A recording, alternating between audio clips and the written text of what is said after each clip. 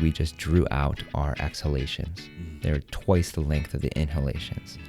So we talked about how the inhalation stimulates your stress response. The exhalation stimulates your relaxation response. So we are building more relaxation with the body with every single breath that we do. We're taking that dimmer switch and we're sliding it down to rest and relaxation with every exhale. So the rhythmic breathing helps us set up that state. The yogis thought that by breathing rhythmically, we could hyperoxygenate the body, and that was what was responsible for all the crazy cool things that they could do. It does hyperoxygenate the body, but at the same time, too much oxygen is an issue too. People walk around with stuffy noses. People walk around feeling dullness. People walk around feeling tired. And the reality is that they're probably actually over-oxygenated from breathing in that pattern all day. Oh, interesting. And so by drawing out our exhalations and later doing our exhalation hold, we get the oxygen and carbon dioxide ratio in a perfect balance. Welcome to the Exercise is Health podcast, where we're talking about exercise, health, and the interconnectedness of the two. We are your hosts, Charlie And Julie. and we will be coming to you every single week from our studio, Muscle Activation Schaumburg. Hey, welcome back, everybody, to the Exercise is Health podcast. We are your hosts, Charlie And Julie. and we are coming to you from our studio, Muscle Activation Schaumburg in Schaumburg, Illinois. Now, at Muscle Activation Schaumburg, we believe your health is your most valuable asset. Your health is one of the biggest influencers of the quality and quantity of time that you have. And while there are many aspects of health, our expertise is exercise. Exercise has been proven time and again to not only improve your health, but also increase your longevity and improve your quality of life. But we know that exercise is not the only piece of the puzzle, and that is why we are bringing you a phenomenal guest today, none other than Rob Bill. Rob Bill has been a certified personal trainer and nutrition coach in the Schaumburg area since 2011. A graduate of Northern Illinois University, Rob specializes in helping people change their lives by changing their approach to food, movement, sleep, and happiness so they can lead balanced, rich, and fulfilling lives. Rob is certified through the National Academy of Sports Medicine, Precision Nutrition, and the Muscle Activation Techniques Jumpstart program, and has additional training as a SOMA breath coach and a yoga meditation teacher through the Temple of Kriya. Rob, thank you so much for joining us, and welcome to our show. Thanks, guys. I'm super excited to be here. Heck yeah, man. So tell us, we've known you, Julie's known you longer than I have. I've known you, I guess, more personally since 2015. Julie met you originally back in 2013. And I know that she had raving things to say about you from the Rob beginning. Bill's my favorite trainer from Lifetime. Exactly. But tell us, how'd you get into exercise? How'd you get into nutrition? And then tell us about the things that you're doing now from a breath work and meditation perspective. Yeah, so growing up, I was always a very athletic kid. I liked to move a lot. We grew up in a subdivision where we were the first house there. Oh, so cool. I got to go run around and not damage construction sites and run up and down hills and carry rocks around and things like that. I played a lot of sports and found hockey. And hockey was awesome. And being a scrawny little 145-pound kid in high school, I learned that I had to put on a little bit of weight. Sure. My stepfather in his college days had been a bodybuilder as well. Wow. So I had that resource, which he very kindly taught me how to build strength train like a bodybuilder, which was cool because I actually put on weight. That's awesome. But then, carrying forward with that approach, I learned that I had to change the way that I do things. I didn't go to school for exercise at all. What'd you go to school Right? for? I went to school to teach history. No way. I love history. No Oh way. my God. That's Wait, I super think cool. I actually Yeah. knew that somewhere in my subconscious brain about Yeah. Rob Bill. Yes. You remembered. So I went to Northern Illinois University to teach, to learn history, and then also did the secondary teacher certification program. Awesome. So that I could teach high school kids or middle school kids. I student taught in Rockford, Illinois. Okay. And I student taught government and geography. And it was really cool. And at the same time, I added my personal training certifications because I was also passionate about that. Nice. And then in reflection, I realized that when I was a kid and my mom bought me this encyclopedia set, I was always fascinated by the history and then the human body stuff. Oh, cool. Oh, cool. So those are the pages that were always the most destroyed because those are the ones that I would look at as a kid. And then once I finished student teaching in Illinois, it's really challenging for history teachers and English teachers to find jobs because there's so many good ones here. Oh, okay. And Illinois is a teaching state, so we crank out a ton of high-quality teachers. Oh. But you're not going to teach in Illinois. You're going to go Interesting. somewhere else. Okay. So as I was applying to those jobs, I was also applying to personal training gigs. And living in Sycamore, Illinois, I got an interview in Mont Prospect, which is about an hour drive away. Sure. For Bally's. And at that time, I was working overnight at a gas station. And I was like, I'm going to take the first gig that I get. And that was my foot in the door. Nice. And I realized that I loved it. And I loved teaching, but I loved personal training more than I liked teaching as well. And then we kind of went from there. That's awesome. Bally's turned into LA Fitness. I ended up jumping ship and going to Lifetime Fitness after that. And it's been quite a journey since then. I trained for probably about a year before I realized that there was a lot more to it than doing physical exercise with people. I had to actually help people learn how to eat better for their goals. So at that point, I realized I need to learn more about eating. Sure. And I found the Precision Nutrition certification, and they're fantastic. And one of the things that really has stood out to me that differentiates them is that they're a habit-based approach. Oh, okay. It's not like, here, go eat this and this and don't eat that. It's, we're going to help you over the period of 2 to 3 weeks to ingrain one tiny habit, such as paying attention to how quickly you eat. And we're going to help you slow down. Okay. And then once you got that, then we'll give you the next thing. Okay. Nice. Interesting. So that was huge as well. But then getting into that, I realized that there's a lot more to it than just doing it. Okay. That there were so many things happening in people's minds and subconsciously that would either help them be really successful or just make it so that they just couldn't pick it up. So at that point, I started getting involved in, well, not involved, I had been meditating for a little while, and I realized that I could take my experience of meditation and help people in that manner. And I had other people approach me that were like, hey, what are you doing? Can you teach me how to meditate? And me lacking a little bit of self-confidence at that time, it was like, well, let me go get certified first. Okay. And then I'll teach you. Sure. You can come meditate with me, but let me go learn how to teach it, and then I'll teach you. Nice. So I went into that program through Temple of Kriya, who's a traditional lineage. Temple of Kriya is in Chicago. And I found them because my wife had done her yoga teacher training through them. Oh, cool. Perfect. So I went through that program, and that, led me to begin to use those types of principles in my coaching practice with strength training, with nutrition, and really helping people work on the mental and emotional side of everything. And then I also realized that for some people, it wasn't a matter of working on the mental and emotional stuff. They didn't know how to change their physiological state. They're so stressed out. They're stuck. Yeah. They're stuck. The switch is flipped on, and they have never learned how to flip it off. Okay. And I had been experimenting with breathwork for a little while to work on my own health.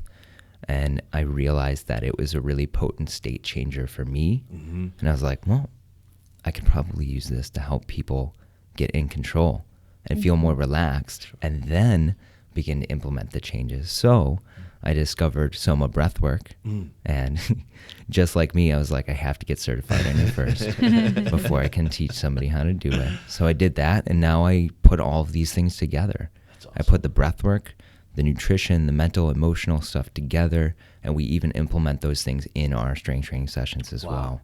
So it's been quite a path, and I'm doing my yoga teacher training as well at this moment, Good and for I'm just you. going to keep going. Yeah. That's I'm going to awesome. keep going Exactly. wherever my spirit tells me to go. Yeah. That's great. Fantastic, man. I love that. So what does your practice look like now as far as when you're working with clients? It sounds like it's somewhat in person. Is it, online as well? What do people come to you like just for the nutrition or just for the breath work or, just for the personal training? I know you said you combine them all, but do people come to you just for one thing and then you kind of teach them how to combine them? Or do people come to you for the whole shebang?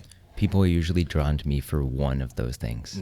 They either see the workouts that I do, they see that I run Spartan races, or they know me as a meditation teacher. Okay. So they come to me for one thing, and then it's usually a realization that we need to work on all of them to help them actually accomplish what they want.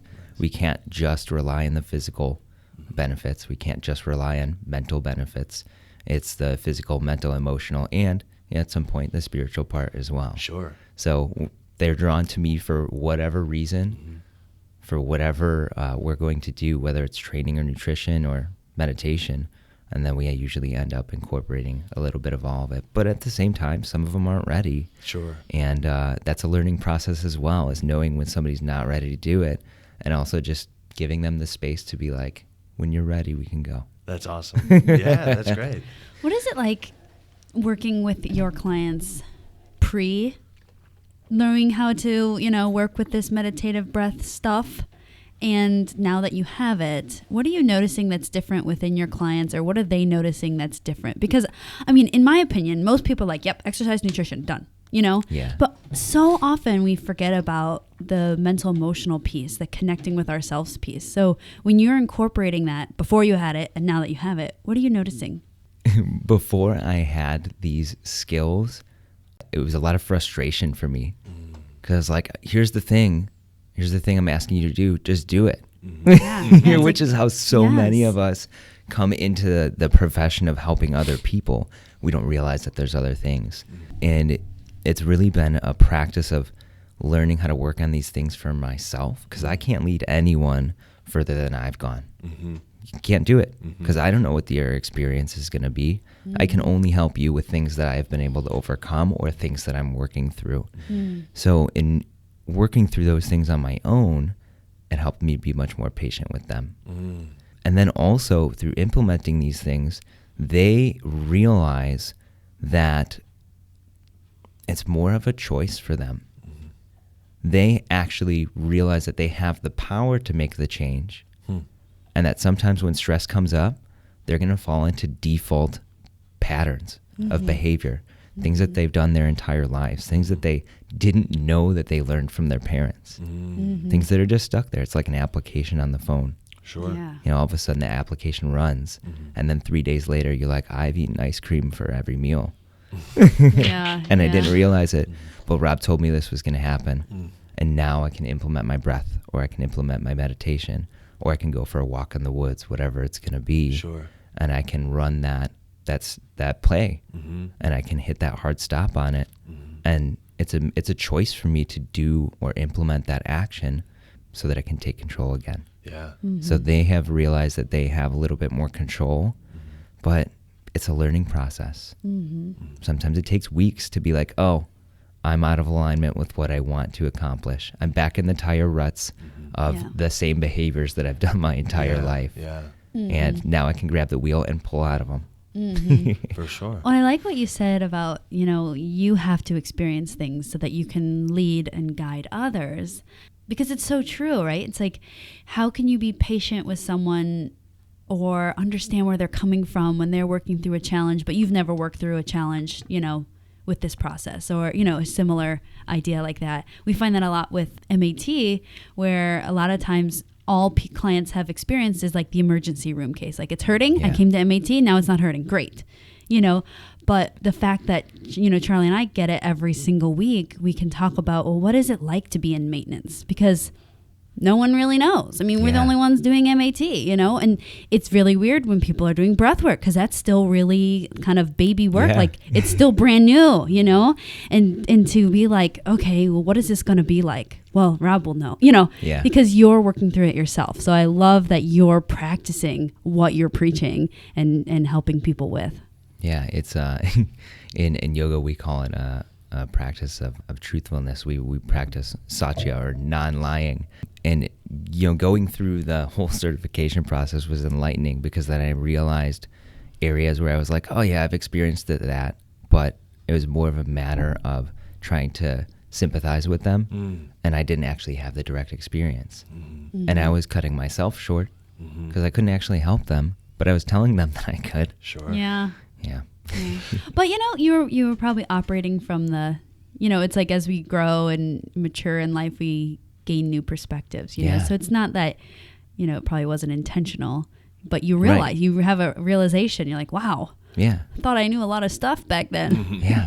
Every time you learn something new, you realize that you know less. Yeah. No, it's true. Absolutely. Absolutely. Well, you know, I want to commend you for continuing that path of exploration, because I think that's a rare trait really in any field, let alone in the fitness field, where so often people kind of, like you're saying, just get stuck in doing the same things over and over, not from a client perspective, but from a professional perspective. And like, this is the way they do things. This is the way they've always do things, or this is the way that, you know, it's worked for me, so it must work for everybody else. And so, yeah, I want to commend you for saying, hey, no, there's more to this story than just exercise. Let's look at nutrition. And oh wait, there's more to the story than exercise and nutrition. Maybe we need to work on the meditation, stress reduction. And wait, no, there's more to the story than that. Is like, we got to start at the very foundation, and let's teach people how to breathe in this experience that you can have while you're breathing. And, you know, that's where I want to dive in further with you today about this SOMA breath work. And, you know, so for our listeners, like Julie and I just experienced our first SOMA breathwork session with Rob. He sat us down and we did 20 minutes of it, and it was an amazing experience. But I want you to kind of tell us more about it. What is SOMA breathwork, and what are some of the benefits of it? Why would somebody consider doing it? And then share like your personal experience, not only going through it from a training perspective, but, you know, as a practitioner or somebody that practices it as well, I should say. Yeah. So SOMA, the word goes back, well, probably longer than this, but SOMA is about 4,000 years old. Wow. Maybe even older than that. And it goes back to the Indus Valley civilization. And there's evidence that SOMA actually comes from the Siberian shamans. Whoa. But in the Indus Valley civilization, they had rishis, which were basically wise people. And the rishis would help people heal or help them figure out things that were going on in their lives, so that they would deliver SOMA to them to help them elevate their state of consciousness so that they could solve whatever it was that they needed to. SOMA, if we look into anthropology, and you can find an awesome documentary called Psychedelica on Gaia, we think that it was a combination of cannabis, psilocybin mushrooms, which we think that they got that from the Chinese. So they were traveling 4,000 years ago to get parts of this, as well as poppy. So that was the concoction that they used to help people reach that level of consciousness. But after a little while, they realized that they couldn't just rely on not pharmaceuticals, but drugs. And they realized that they could get similar states with the breath. Wow. Oh, wow. Interesting. So they realized that through breathing, things that we have internally, they can help people elevate their state of consciousness to actually help them improve their lives. And this is the root of all yogic tradition. This is where it starts, is realizing that everything that we have is internal. So SOMA goes back, 4,000 years to the roots of yogic tradition. Today, we still practice breath work.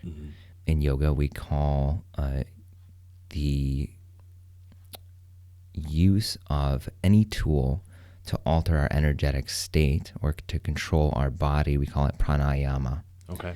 So when people talk about breath work, they typically use the word pranayama, but breath control is just one aspect of pranayama. So SOMA came about from Niraj Naik, who was a pharmacist in the UK, who ended up with some different medical conditions. He worked for a big box grocery store, and he was implementing some of the same kind of things nutritionally and behaviorally with people to get people off medications. But after a little while, it didn't really mesh with what the company wanted with getting people off medications as a pharmacist. It doesn't really go together. Right. Bad business model. He made a change. He started to explore breathing techniques to help him overcome his own conditions at the same time. And he realized that by putting together a lot of these ancient practices that the yogis have talked about for 4,000 years, that we actually could change things physiologically, that we could improve things within our own body, that we can access and change our stress response, our autonomic nervous system, When we inhale, we stimulate the sympathetic response, the stress response. When we exhale, we stimulate the parasympathetic nervous system, the relaxation response. How we walk around breathing every day dictates where we are. It's like a dimmer switch. If we're breathing through the mouth a lot and we're breathing quickly without thinking about it because we're stressed out, we're more stressed out. We cause more stress. We don't know.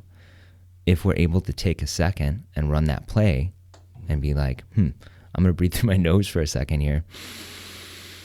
I'm going to take a long exhale. We can slide that dimmer switch down. We can create the state that we want. We can put ourselves in control. So in SOMA breathwork, we use a lot of that science that comes from that old yogic tradition, and we use that to help people change their state.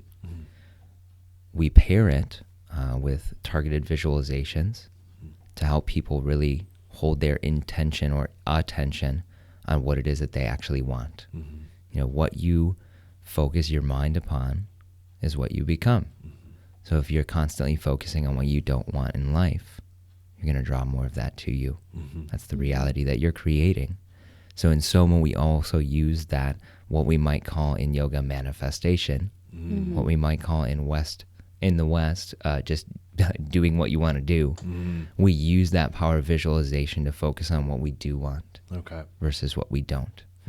Now, my practice is more of, it's a combination. We can do objective happiness, which is what we did today, focusing on, what is the thing that really brings me the most happiness in the world right now, and holding that in our awareness.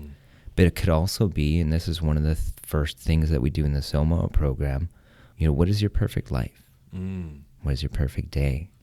What is it that you want to do in the world more than anything else? And painting that vivid picture and bringing ourselves back to that as we go through the breath work. As we breathe, we use rhythmic breathing. So what we did today, we synced up with music. Thank you, Niraj, for putting it together. I love you. So that helps us breathe in a specific rhythm. And what we did today is we just drew out our exhalations. They're twice the length of the inhalations. So we talked about how the inhalation stimulates your stress response. The exhalation stimulates your relaxation response. So we are building more relaxation with the body with every single breath that we do. We're taking that dimmer switch and we're sliding it down to rest and relaxation with every exhale. So the rhythmic breathing helps us set up that state. The yogis thought that by breathing rhythmically, we could hyperoxygenate the body, and that was what was responsible for all the crazy cool things that they could do. It does hyperoxygenate the body, but at the same time, too much oxygen is an issue too. People walk around with stuffy noses. People walk around feeling dullness. People walk around feeling tired. And the reality is that they're probably actually over-oxygenated from breathing in that through your mouth pattern all day. Oh, interesting. And so by drawing out our exhalations and later doing our exhalation hold, we get the oxygen and carbon dioxide ratio in a perfect balance. Because you cannot pull oxygen into your cells without carbon dioxide present. That's the handoff. So we draw out that exhalation in our SOMA so that we create the right balance internally to actually be able to utilize the oxygen that we're taking in. And then we elevate our physical state. Things come back online. If you're trying to keep your energy bill down, what are you going to do? You're going to go turn your lights off. What are the non-essential things? I don't need this light on.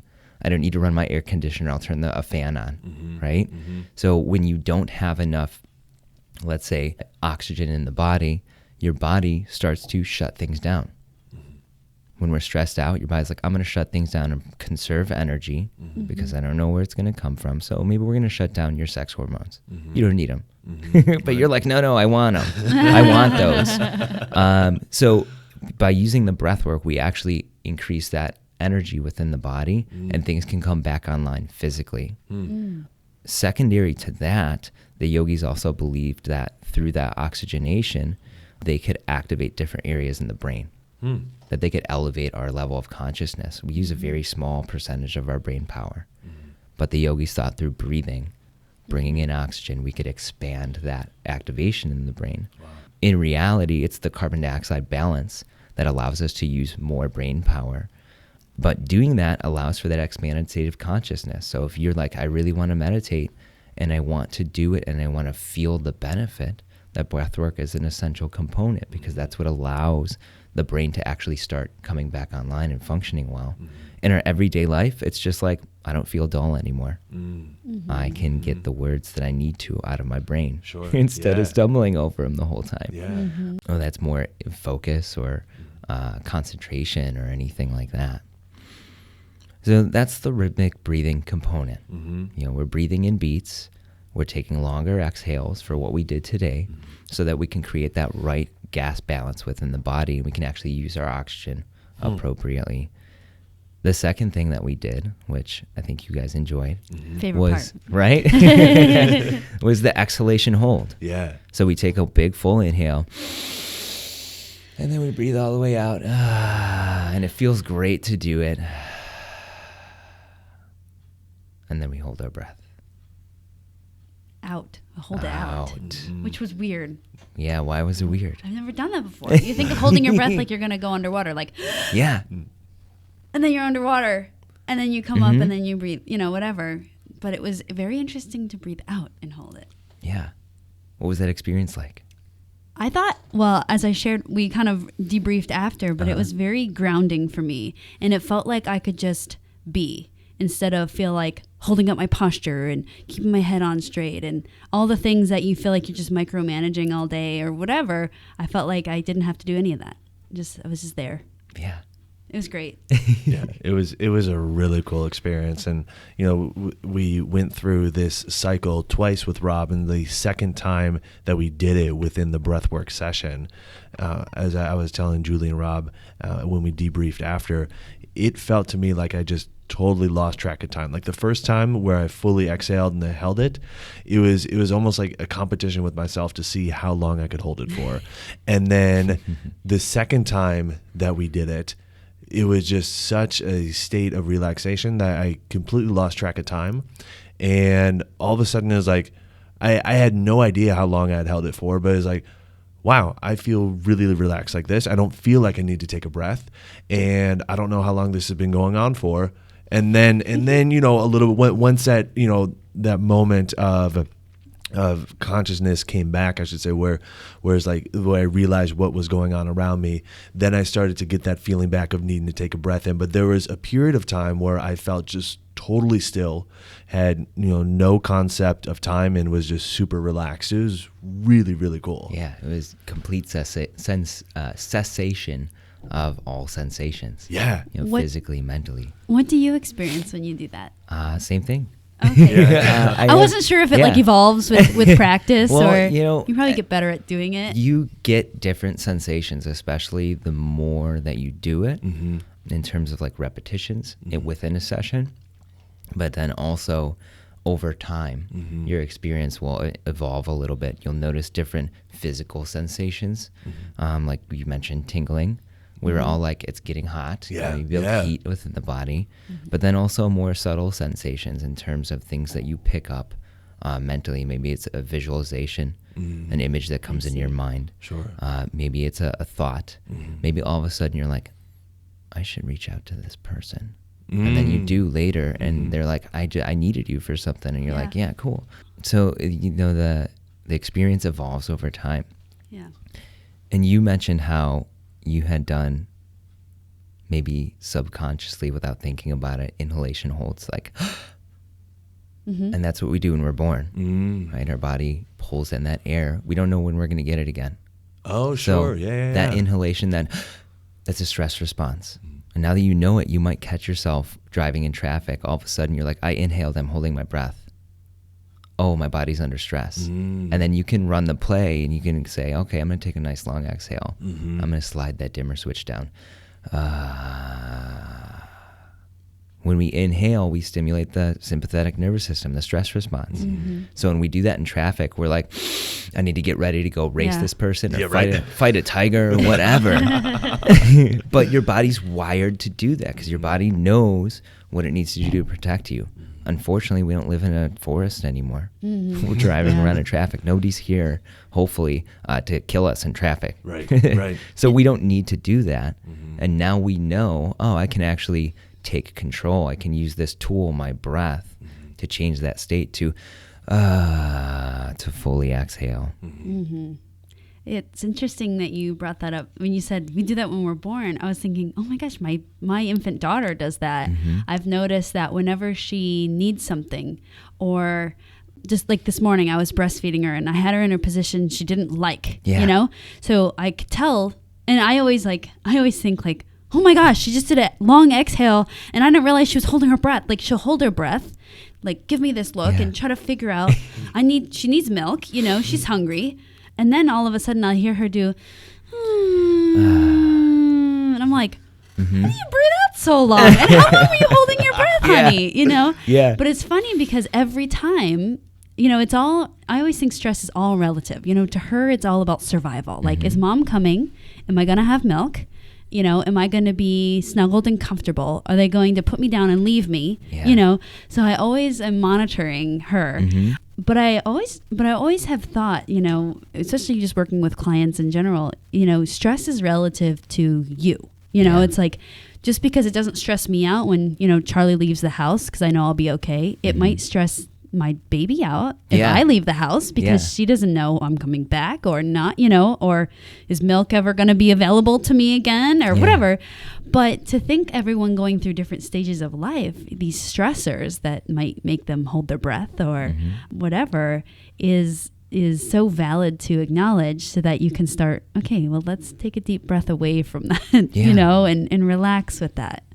It's as simple as taking that big exhale. Yeah. And, you know, talking about her, that's what stresses her out right now. Yeah. And her body does that because it's like, let me take in life force and let me hold on to it for a second. Yes. And then once things are good, I'm going to relax. Yes. Breathe Yes. out. And her body naturally does that. Yeah. And we lose the ability to do it. We forget. Yeah. We forget. Yeah. Our modern lifestyle, Yeah. chairs, sitting, closes off all of our ability to breathe. Yeah. All of our respiration muscles. It closes off our rib cage. We can't breathe well, so then we start doing the chest breathing because we forget that we can use that. Nobody taught us. So, you know, right now you can just take that long exhale. Yeah. And in our practice today, we held that exhalation. And we talked about when you're breathing out, you stimulate the parasympathetic nervous system, the relaxation response. But we're holding that switch. So we're really activating it. Yeah. Yeah. And we sink into that deep, relaxed state where you said, I don't know where I went. Yeah. I was somewhere else. I Yeah. wasn't here. Yeah. That was really trippy. It was awesome. Yeah, it was really great. Yeah.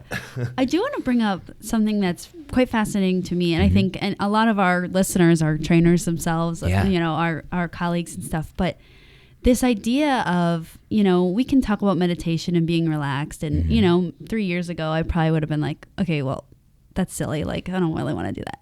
But, you know, when you're relaxed, and you brought this up just briefly, it brings a sense of, I can control myself and I can control what I'm going to do.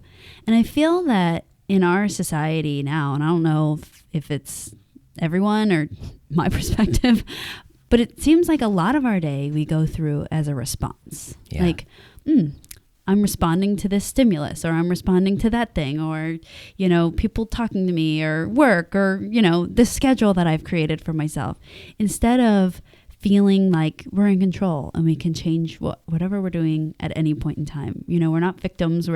So I'd love to explore that with you a little bit, because I think it's a really fascinating thing where we jump from, I do this thing that relaxes me. It's called meditation or breathwork or whatever you decide to do that relaxes you, but in some way that leads to you being in control of your life.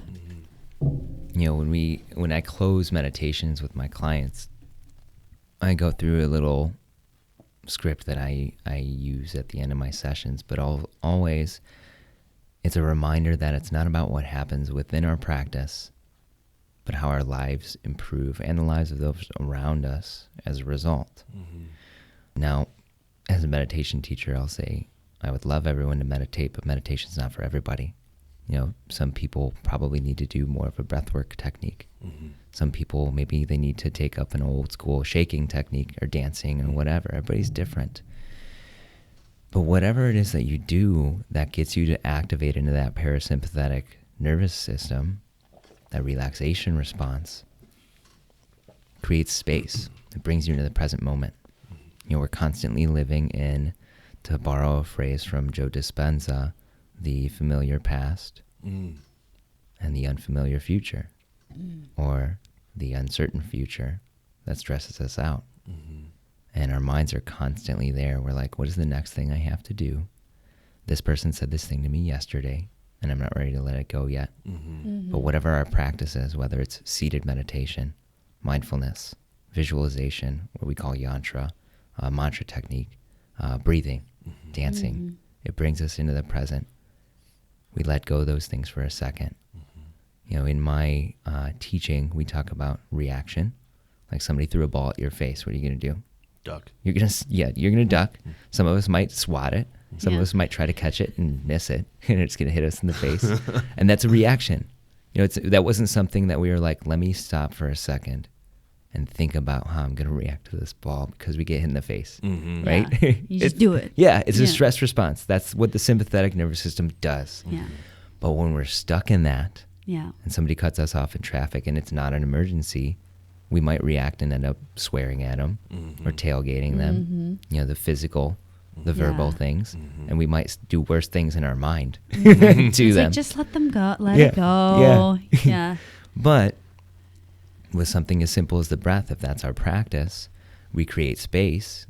We bring ourselves here, now, instead of where we were or what just happened or what's going to happen. And we give ourselves the ability to respond. We take a second. We're like, oh, this happened. Okay, I don't have to do anything. Yeah. Versus spending all this mental energy on a potential stress response and then whatever that leads to, you know? Yeah. That's crazy. Yeah. That's really cool. So talk to us more about the health benefits of the SOMA breathing and the breath work that you do. Absolutely. So, you know, just talking from my own experience, though, one of the reasons why I started using this practice initially was that I was probably around 2013, when you and I were working together, Julie, I was starting to notice that I felt really anxious. And, you know, driving to a White Sox game one day to pick up my wife, before we went to the White Sox game, which was something that I love to do. I love to go to the baseball games. And I'm not a Cubs fan, so everybody else can deal with it. Something that was going to be really fun, I couldn't relax. I was struggling to catch my breath. I felt a lot of tightness in my chest, and I couldn't change my state. And I had listened to other podcasts, and I'd done some reading about how cold water immersion could help. So I played around with cold therapy for a while. And then I read about how breath could help, so I played around with breath for a while. And at that time, my self-quantification was checking my blood pressure. You know, my grandfather had a lot of history of heart issues and blood pressure issues, so I was like, this is an easy thing for me to assess. I can buy a monitor or a blood pressure cuff. I can do it every day. And I started to use the breath to actually lower my blood pressure. Yeah. That's awesome. And that was a huge thing for me. And then at the same time, I realized I don't feel anxious when I do this. I feel in control. I don't feel like I'm about to panic. I don't feel the tightness in my chest. Actually, it opens. All of a sudden, it feels open, like I just gave somebody a big hug, and I feel amazing. So that was one of the big things that really helped me. And on top of that, I was super curious about how it would impact my nervous system, because at that point, I was a nerd about self-quantification. So I did my heart rate variability to figure that out. And I realized that it actually helped me activate the parasympathetic response. I could directly measure it. And that my heart rate variability score was improving over time just from having a daily 3-minute breathwork practice, Wow. which was huge for me. Yeah. Other benefits, though, I've got a list of things here from Niraj, is that it can increase our stamina and our endurance. And I actually use this with my athletes, teaching them how to breathe through their nose, helping them go through some different release techniques for diaphragm and muscles around the rib cage so that they can actually expand appropriately without really having to run to do anything. We can utilize oxygen better. We can get more air into the lungs. We have better gas exchange, and all of a sudden you're like, I didn't even train, but holy crap, I can breathe. That's awesome. You know, I have one coworker that I work with now who we did one SOMA breathwork experience together, and we just chat consistently. He's like, you know, and he runs marathons. He's like, you know, I started implementing those things that we did in SOMA, and my running has improved so much. Wow. You know, when I catch myself starting to breathe through my chest, I just close my mouth and breathe through my nose and try to expand from my high belly. And all of a sudden, I'm calm. And I can keep running. That's awesome. Great. That's It's awesome. crazy. That's That's really awesome. cool. And in the 30s, the Soviets were were studying intermittent hypoxic therapy, or the breath holds, for improving their athletics. Wow. So that they could compete more in the Olympics. And they got this idea from people living in the Himalayas. Sure. Yeah. Yeah. You know, we watch documentaries about people climbing the mountains, but we never stop to think about their guides. Their guides are just like, Yeah, this right? isn't even a big deal. Yeah, Exactly. exactly. Yeah. It's like, I The Sherpas, accomplished yeah. this. Right, Like, yeah. oh, well, so did my guide plus my bags. Right. Yeah. So those people have the benefit of living at high altitude, but the Soviets realized that they could get similar benefits for people through breath work and through intermittent hypoxic therapy, which was our out breath hold. So it can improve our athletic performance, our stamina, our endurance. In addition to that, we talked about how it'll improve oxygenation through proper gas exchange. It can support blood flow as well, the way that we are breathing. Breathing through the nose is one way to stimulate nitric oxide production in the body and dilate our blood vessels. We get more blood flow, we get more oxygen just from breathing through the nose. Didn't even think about it. Yeah. Nobody taught me this. Right. But No. we always have this tool available to us. In addition to that, you know, a direct experience for me was lowering blood pressure. In addition to those things, we talked about the potential healing that comes through this. Right. And there's really anecdotal experiences at this moment. There's no huge studies on it, but really breathwork goes back 4,000 years, whether it's yogic discipline or shamanic disciplines with people. Breath has been used to help heal people. And in SOMA, and we actually don't have evidence for it right now, but we know that stem cells really like low oxygen environments. Oh. You know, stem cells are abundant with a baby until they're born. They come out into the Oh, the oxygen, oxygen. right? Oh. The stem cells, they go hide. Sure. So the stem cells hide in low oxygen environments within the body, like inside of our bones. And we know that they're not going to come out because the oxygen does not agree with them very well.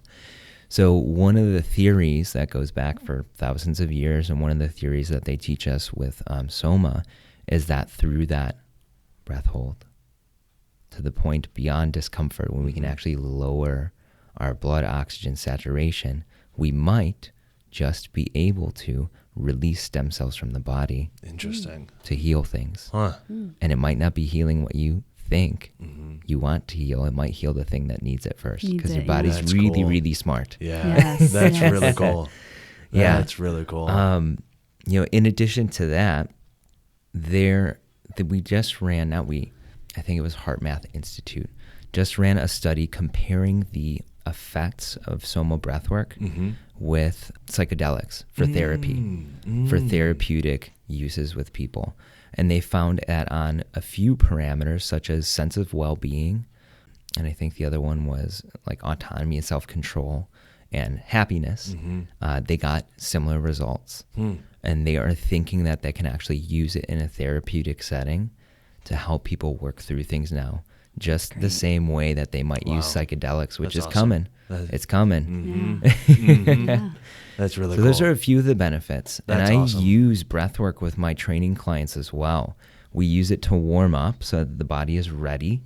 So we're oxygenated. We want to be in a stress state when we're going to train. Sure. Yeah, definitely. So we do that. We use targeted breathing to get the body to recover in between sets. And then at the end, we use a parasympathetic protocol to get our body to relax. Because if you don't, it's going to be 2 to 3 hours before your body starts recovering. Sure. Why not start it right away? Right. Yeah. Oh, that's a great point. It's a great point. Yeah. In Hatha Yoga, they know what they're doing with Shavasana. There's a reason why you do that at the end Sure, of the session. So those are just a few different things. Nice. I love it. So as you're talking, and I want to address this because I feel like I probably wouldn't be the only one thinking this. So I know you're very sciencey, nerdy in your brain, and so are Charlie and I. Like, we will experiment with things, but we definitely don't ever start recommending them or trying them with clients until we have some kind of like, oh, this is consistently the outcome, or there's science behind this. Yeah. And as you were talking and you're like, a lot of these, healing benefits, stem cell type benefits are all anecdotal at this moment. There's no research on it. Immediately my brain was like, yeah, so it probably doesn't work. But then I thought, you know what? The medical field is just now trying to figure it out. So they have all this money, all these people, investing, all this energy towards figuring out the stem cell thing. I was like, okay, well, that doesn't mean that this doesn't work, because one of the fields that we think should be able to deal with these things hasn't even figured it out themselves quite yet. In addition, what's amazing, another thought that I was having while you were talking, is that there's very minimal things that we do in medicine, like trying to heal things. That's normally what we think of when we think healing. Oh, let's go to the doctor.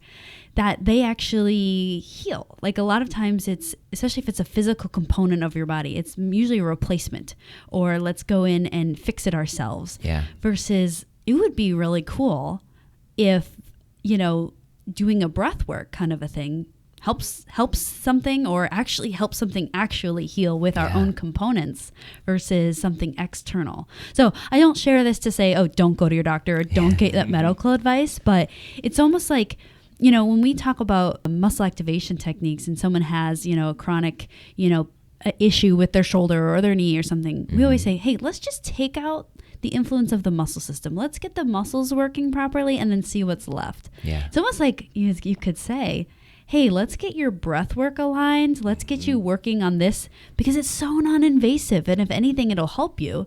And whatever's left, then go take care of that with your doctor, or then go do some other intervention, or take a drug or whatever. But it'd be so cool if we could use our own bodies to, heal as much as possible, or do as much as we can. And then, there's probably maybe one little fringe thing that you might have to deal with, or maybe nothing at all. Yeah. I don't know.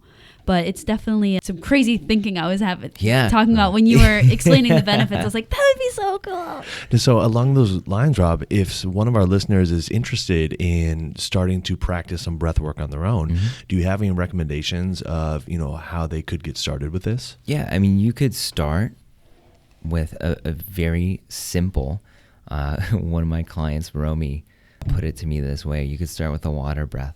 Water is very even and fluid. So that might be something as simple as taking an even inhale and exhale. Okay. Now, the duration, I don't even really care about it that much at this point. I might inhale and exhale for 10 seconds. You might inhale and exhale for 3. Doesn't matter. It's what's right for the individual. So we could start with closing our eyes for a second, closing our mouths too, taking a big breath in, and taking an equal breath out.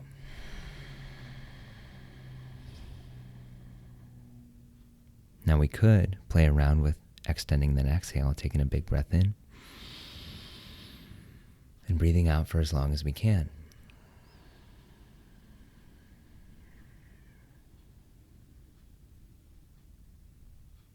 How do we feel? Different. Definitely, yeah. It's as simple as that. We just forget that we have it. Sure.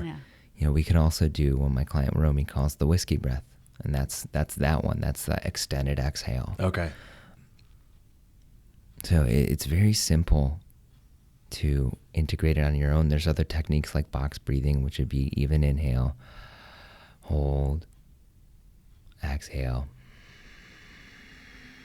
hold, and we're getting that even stimulation as well.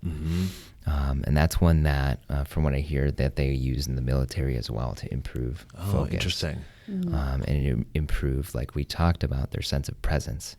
Rather than worrying and reacting, they can actually respond appropriately. That's awesome. So anywhere that you are at, you can very easily implement those things.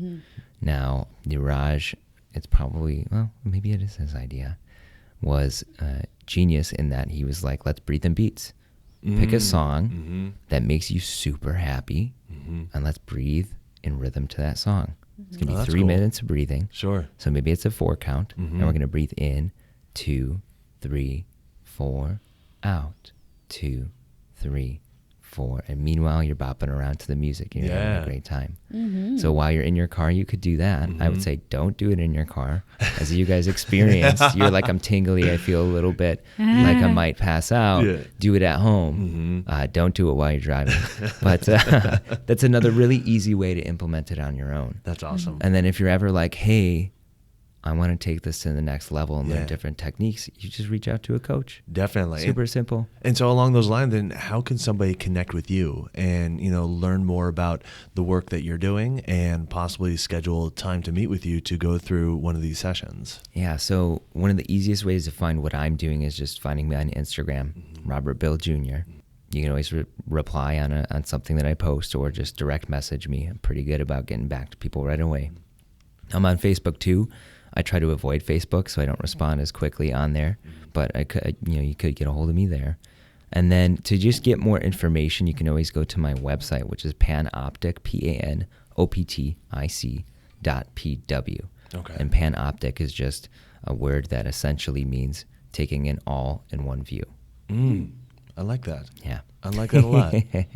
Well, a testimony for your Instagram account. You post some really neat things with the different either self-experimentation that you're doing or the cold therapy work, the meditation work, the breath work, and the workouts that you do. So it's a really quality Instagram account. So definitely for our listeners, give him a follow and check out the work that he's doing to learn more about it because he puts out really good stuff. You do. Thank you. You bet. So is there anything regarding your area of expertise with breath work and the related fields that we haven't asked you about that we should have? Well, how can it change someone's life? We talked about a little bit about how it can bring someone into the present. And if you're constantly living in the present, you're able to respond and create the life that you want versus the life that you might have right now, which might not be what you want. If you catch yourself being like, oh, I have to do this thing. Oh, I have to go to work. You're not doing the things that you want to do. So one, we can play around with changing the mindset, saying, oh, I get to do that. Yeah. But two, we can start to breathe and bring ourselves into the present and ask, what is it that I truly want? And feel what it is like to have that right now. Yeah. Doing the breath work, doing the visualization puts us in what's called heart coherence. Okay. That's balance between sympathetic and parasympathetic nervous system. And then secondary to that, it puts us in brain coherence. So all the different areas in our brain begin to communicate. And when we're stressed out, they don't. So we create heart coherence and brain coherence. And all of a sudden we feel empowered and in control. That's awesome. So just by breathing and asking ourselves, what is it that I truly want? And feeling what it is to have that right now, we can put ourselves in control to create exactly what we want within the body. And stress makes our body hurt. And relaxation makes our body feel better. That's awesome. I love that. And I think I would part ways there. Right on. So, Rob, the question that we like wrapping up with for all of our guests is, what is your definition of health? What is my definition of health? Well, to put it in one word, yoga. Okay. Being in union. Yoga, literally, the translation is union. And that could be taken many, many different ways. That could be physically and mentally. That could be our mind-body complex, and spiritually, which is our connection to people around us. One thing that we didn't talk about was that breathing together, we sync up our heart rate rhythms. We're breathing, and our hearts are beating at the exact same rhythm. We are in coherence. Interesting. Right? Very interesting. So we are in union. We are in yoga. Yoga could be balance between what we're doing physically, our movement practice, what we're doing nutritionally, our diet, what we're drinking, what we're doing for our quiet practice, because recovery is the most important. That could be sleep, that could be breath work, and what we're doing to ensure that we are happy. Because without those things, it's like 4 spokes in a wheel: movement, diet, quiet, happy. If we take 1 or 2 of those spokes out, that wheel's not going to roll anymore. So, yoga. I love it. Balance. Nice. Rob, I feel like companies should hire you for like pre-meetings, get everyone present, and also get everyone on the same unison page. Yeah, get everyone definitely. in yoga. Yeah. I love it. It's something I'm working on. So if Oh, you guys are that's great. listening and you're like, hey, I want to do that. Yeah. You guys know where to find me. Exactly. Yes. Rob, thank you so much for joining us on this show, for sharing your expertise, for sharing the breathwork experience with us before we started recording. I mean, this was just amazing. It was a total game changer for us. And I know that for our listeners, if they start implementing, if they connect with you and start doing the work that you are doing and living every single day, it's going to be a game changer for them as well. So really, thank you for sharing that with us. Thank you guys so much for having me. It was our pleasure. Well, for our listeners, who do you know that needs to hear this episode? Who do you know that needs to connect with Rob and learn more about breath work, about nutrition, about meditation, and about how to exercise and incorporate all of it together? Make sure to follow him on Instagram and connect with him through that account and share this episode with those people. And while you're online, if you wouldn't mind, head on over to iTunes and leave us a rating and review. It helps so much when people are searching for exercise, or for podcasts rather, on exercise, for podcasts on health. It helps us show up higher in those rankings so they can find this podcast. So if you found value in today's episode, let us know by leaving us a rating and review. Well, thanks so much for tuning in. We always appreciate it. Have a fantastic week. We'll talk with you all next week.